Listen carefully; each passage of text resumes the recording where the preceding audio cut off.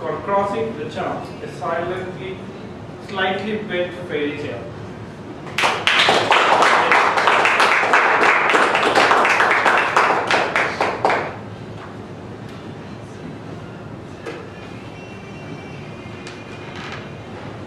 Once upon a time, a lone warrior trudged along a trail next to a chasm, deep and wide.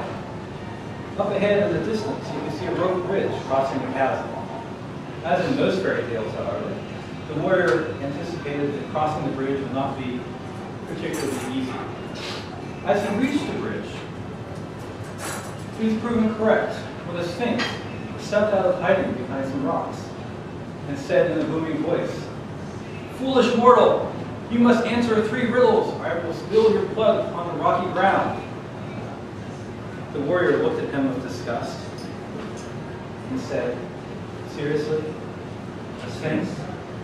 Asking me riddles? What a cliché." The sphinx replied, "Taunt me at your own risk.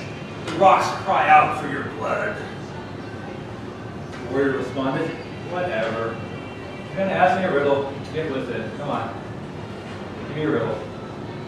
So the sphinx responded and said, "What walks upon 4 legs in the morning, 2 legs in the afternoon, and 3 legs in the evening?" The warrior just looked at him for a minute. "Seriously? That's your riddle?" It's obvious. It's a man. As an infant, he crawls on 4 limbs. As an adult, he walks on 2 legs. As an old man, he walks with a cane, so he walks with 3 legs. The sphinx said, "Your answer is correct, but I like not your attitude. Perhaps I will just kill you for your insolence." At this, the warrior drew his sword and said, "This is a +3 vorpal sword, the sharpest thing you have ever seen." Put his sword back. "This armor, this chainmail I'm wearing, this is mithril, made by elves and enchanted to be nearly invincible. These silver gauntlets I'm wearing, gauntlets of giant strength. The only reason I haven't wasted you yet is I don't want to wake up the dragon that lives across the chasm. I'm planning on defeating him and stealing his treasure. Now, the Sphinx had never really come across a warrior who might actually have a chance of beating him before. And he was moderately impressed with all the gear the warrior had. But he didn't want to show it. So he said, "Well, I have been enchanted, so that I must ask 3 riddles of every person that I see, and I'm required to kill them if they don't answer my riddles. I also have this collar. This magical collar is a collar of super speed, so nobody can escape me. And finally, you see this gold gauntlet that I'm wearing on my wrist? Gauntlet of mini thermonuclear destruction. If you kill me, you die in a really big explosion." The warrior just looked at him for a minute and said, "Oh, that's mad." The Sphinx responded and said, "I agree, it's totally crazy, but that's the way it is." Notice the warrior, mad, M-A-D, mutually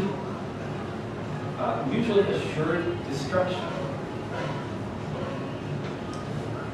You see, the only way we both live is if I answer all 3 riddles. The Sphinx, in return, looked at him for a moment and said, "I never thought about it that way." The warrior said, "Well, let's get on with it. What's your second riddle?" So the Sphinx said, "The second riddle is this. What is the airspeed velocity of an unladen swallow?" The warrior just looked at him for a minute. "Seriously? That's your riddle? Hold on. Let me Google that." The African or the European swallow? The Sphinx responded and said, "By the European, of course." The warrior looked at him. "Aren't you supposed to throw yourself off a cliff or something?" "No, I'm allowed to clarify my riddle. It's in the rules." "All right, whatever.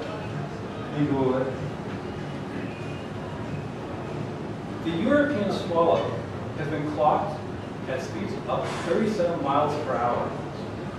Arrgh! Said the Sphinx, that is not the correct answer. The warrior said, whoa, wait a minute, hold on. Come here, I want you to look at this. Come here. Look, see what it says right here? That's the speed of the Sphinx. And also look, they even have video. And this Wikipedia, it has all these references and stuff too. So the Sphinx was actually kind of enjoying this. He says, my, how extraordinary. There's an awful lot of information here. It seems quite authoritative. Oh, and the pages move. Fascinating. I guess I will accept your answer. Even though it is not the answer I was given, it seems to be more authoritative than the one I was given. Okay, you successfully answered the second question. By the way, what is this strange magical artifact? And the warrior replied, it's a G-phone. It's one of the things you have to have in any 3D immersive game world. You gotta have your G-phone. It's a connected world nowadays. The Sphinx kept looking at it for a minute. And he said, all right, I have your third riddle for you. Your third riddle is multiple choice.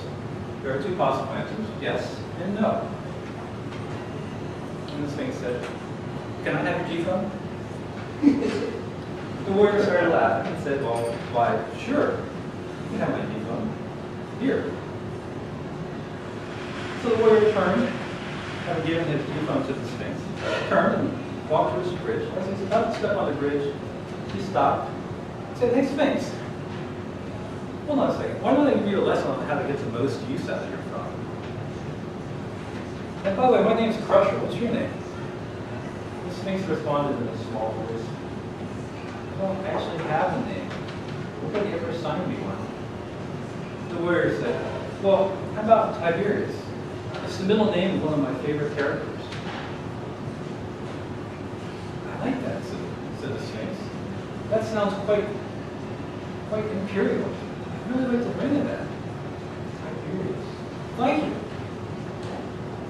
And for the next 30 minutes or so, the warrior gave the Sphinx a lesson on how to use his phone, how to download apps, and how to get the most out of the new device.